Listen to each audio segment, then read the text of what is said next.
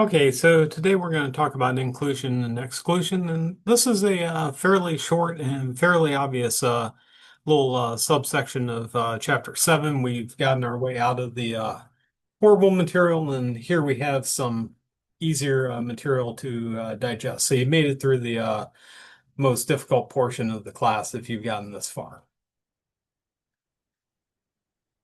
So here's an example. A discrete math class has 30 women and 50 sophomores. That's a pretty big discrete math class. How many students are either women or sophomores? Well, you might be tempted to do 30 and 50 and get an answer of 80, but that's not quite correct because you end up counting the people who are women and sophomores twice. And in fact, we can't discern the answer from the information provided in this example because we need to know the number of women sophomores. So uh, basically what we need to do is to calculate the number of elements that are in A union B. We need to add the number of elements in A plus the number of elements in B, and then subtract the number that's in the intersection. And we do that because we want to avoid counting A intersect B twice. So how many positive integers not exceeding 1,000 are divisible by 7 or 11? Well, we count the ones that are divisible by 7, count the ones divisible by 11, and then subtract the ones that are divisible by 77, which is both. So here we would get 142 plus 90, that's 232 minus 12 would give us 220. Another example with computer science, and again, this is a really large school. There are 1,807 freshmen at this school.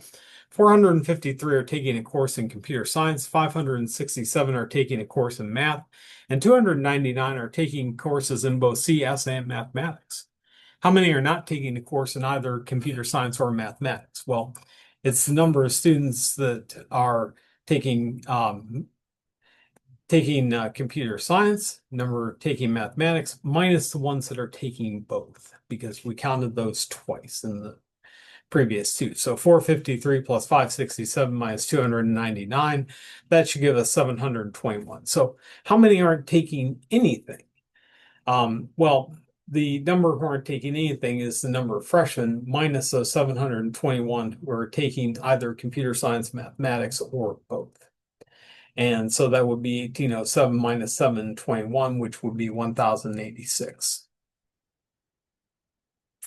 So what about the case with three sets? And here I kind of have a humorous little example of the differences between geeks, nerds, dorks, and dweebs, and it has to do with intelligence, social ineptitude, and obsession. And in this case, if we wanted to find the total number of all three, we'd add in the number of we'd add in the number of A plus B plus C, subtract the intersection of A, B, A, C, and B, C, and then because we subtracted nerds twice, we need to add them back in at the end. And you might be interested, well, what's the difference between a geek and a nerd? And it turns out people have actually done studies on this.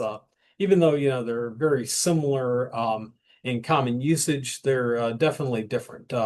So, if you look at this, the things that are more nerdy are in the blue, things that are more geeky are in the yellow. And a geek is an enthusiast of a particular field or topic. They're collection-oriented, gathering facts and mementos related to their subject of interest. They're obsessed with the newest, coolest, trendiest things the subject has to offer. So, you see things like culture, shiny, documentary, technology.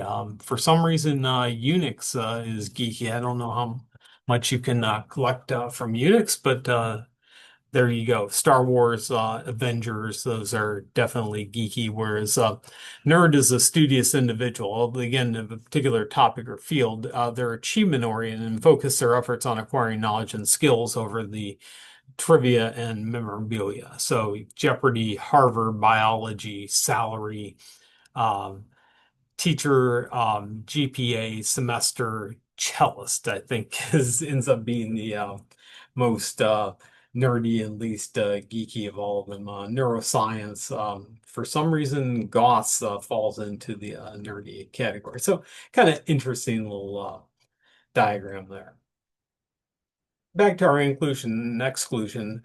In this case, there are 2,092 students. 1,232 have taken a course in Spanish, 879 have taken a course in French, and 114 have taken a course in Russian.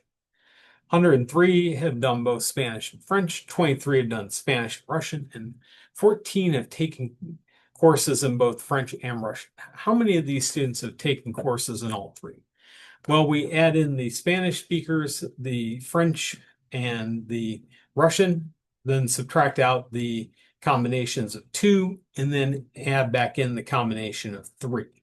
Now, the combination of three is what we're actually after. So we put that over on the left-hand side, and then we get 2,092 minus the value on the right-hand side, and calculating that out gives us 7. And in general, we can apply this by alternating the signs. And so basically, here we have the formula.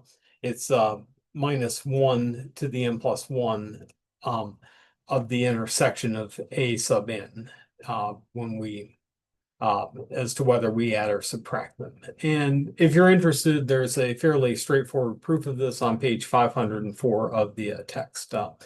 Next time, we're going to see some applications of inclusion and exclusion, and I'm going to have a great story for you about the sieve of Aristophanes. So stay tuned and hope to see you soon.